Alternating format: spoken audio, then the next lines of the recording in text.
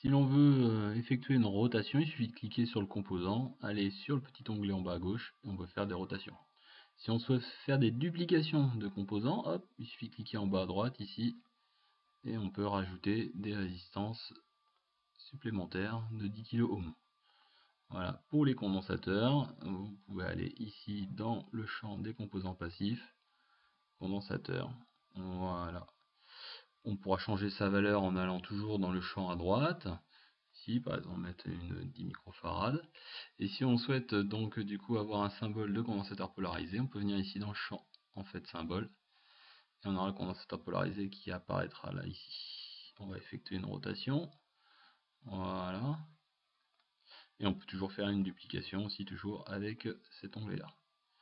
Voilà, j'aurai également besoin pour mon projet en fait d'un composant actif qui est un timer 555.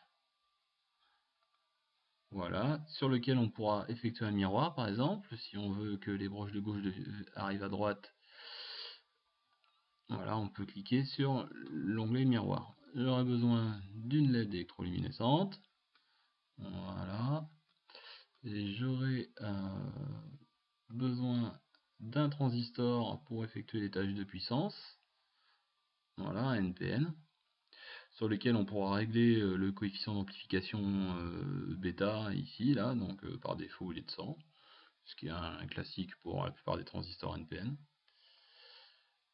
Et puis j'aurai besoin d'un buzzer, voilà, ici. Voilà, si j'ai des composants en trop que je souhaite les supprimer, il suffit que je clique dessus avec un clic gauche, et on voit apparaître ici une petite croix. Si on clique dessus, le composant disparaît.